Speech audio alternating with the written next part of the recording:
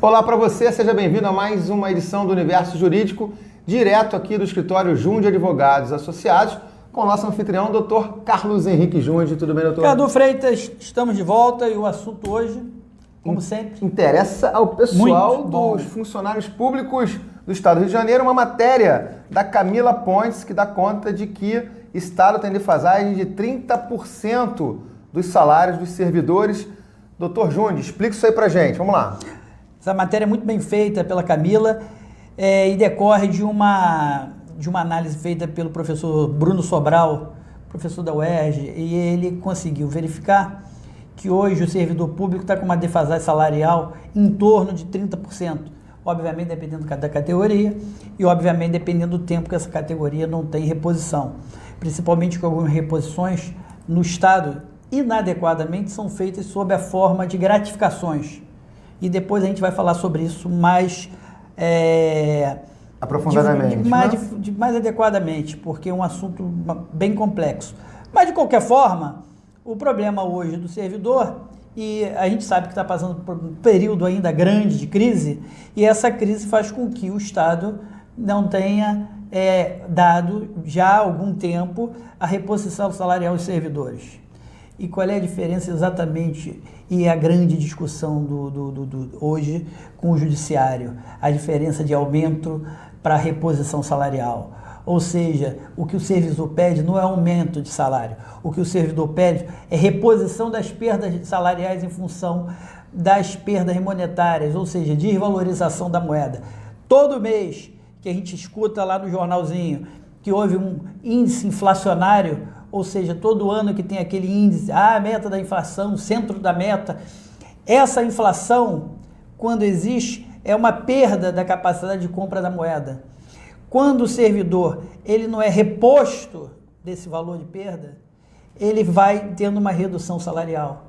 Essa redução, ela mexe justamente com o princípio constitucional, que é o princípio da irredutibilidade de vencimentos. Perfeito. Então, essa questão é uma questão extremamente importante, que a gente já existem algumas entidades, dentre as quais os sindicatos policiais civis do Rio de Janeiro, já com interesse de ingressar, e outras entidades, a FASP também tem interesse nisso, de ingressar coletivamente com a reposição dessas perdas. Isso é uma coisa importante, doutor, porque assim, não adianta o servidor do Estado querer ingressar com causas individuais. Tem que buscar uma associação, um sindicato. Como é que isso funciona? Não é o ter que fazer ou não fazer. A questão aí é o seguinte: existe uma jurisprudência bastante pacificada no sentido de que essas ações, o judiciário ele não se presta a estabelecer critério de aumento de servidor. Isso é a posição hoje do Supremo Tribunal Federal e os tribunais acabam seguindo esse padrão e esse parâmetro. Ou seja, individualmente, esse tipo de demanda normalmente tem sido julgado improcedente. Porque, por mais que se reconheça esse preceito constitucional da irredutibilidade, por mais que a gente saiba que existe o artigo 3710 da Constituição, que estabelece o dever do Estado e da administração pública implementar a reposição salarial dos servidores. Ainda assim, o judiciário estabeleceu um posicionamento de que individualmente não pode fazer isso. Então, o nosso interesse é ingressar com esse tipo de demanda coletivamente, porque muito coletivamente bom. A análise e a análise dessas perdas, perícia, inclusive a questão financeira, o custo, uma ação dessa, um custo para um servidor, etc., é caro. E como existe uma jurisprudência hoje que não é favorável, é muito mais interessante se ingressar coletivamente na medida que as ações civis públicas, com base na Lei 7347, elas são gratuitas. Portanto, o risco em eventual perda de uma discussão dessa é menor financeiramente. Porque... Agora, doutor Carlos, deixa eu lhe cortar um minutinho para a gente poder a gente tem que acelerar o nosso papo aqui, senão as pessoas já vi que ficam fugindo um pouquinho da atenção, mas o que é importante, a gente sabe aqui, a sua fala sempre não existe causa ganha. Mas nesse caso aqui, ingressando de forma correta na sua associação de classe, no seu sindicato, há uma chance desse servidor conquistar essa defasagem, recuperar essa defasagem salarial, doutor O Carlos? direito é o seguinte, não existe causa ganha, não existe causa perdida. Agora, isso é um instrumento de pressão importante. Perfeito. Existem os sindicatos que pensam e tem essa perspectiva de ir para a rua e, obviamente, tem que ter essa postura de pressão nas ruas e às vezes, buscar o parlamentar, ir na porta do... A nossa postura é de que, por meio da justiça, também é um meio de pressão importante.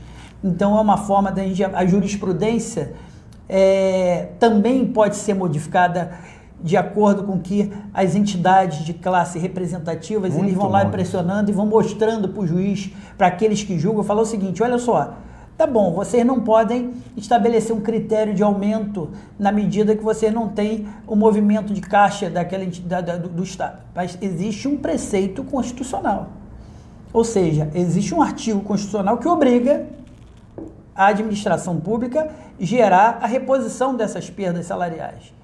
Existe um outro dispositivo constitucional, que é a cláusula pétrea, inclusive, que estabelece o critério de que o salário do servidor é irredutível. Na medida que existe uma redução em função da perda monetária da moeda, a Constituição está sendo duplamente agredida. Portanto, então, a gente entende que existem parâmetros suficientes para o judiciário intervir. E é nisso que a gente vai brigar. Maravilha.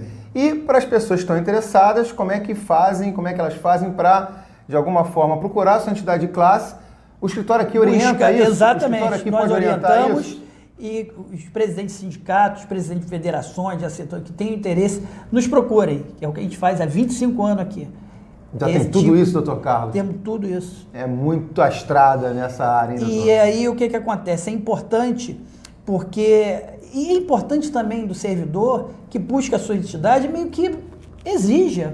Fale, olha só, eu tenho interesse e quero que isso aconteça. E fortalecer essa entidade. E fortalecer também, a entidade. É importante hoje para a democracia mostrar que realmente o trabalhador tem força e pode ter ainda mais.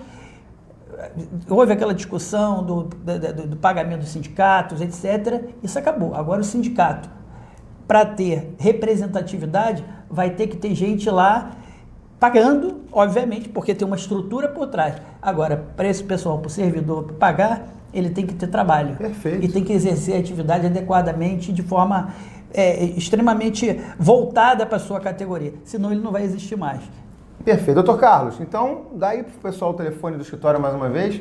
Um telefone só para as pessoas anotarem. 2262-7033 aqui no Rio de Janeiro. 2262-7033, ligou para cá, fala com a Qualquer turma dúvida, aqui do escritório. a gente bate papo e conversa sobre isso. Bacana. Próxima, vamos partir daqui a pouco para a próxima edição do nosso programa aqui, Universo Jurídico. Pautas importantes para servidores públicos, servidores do município, estaduais, federais.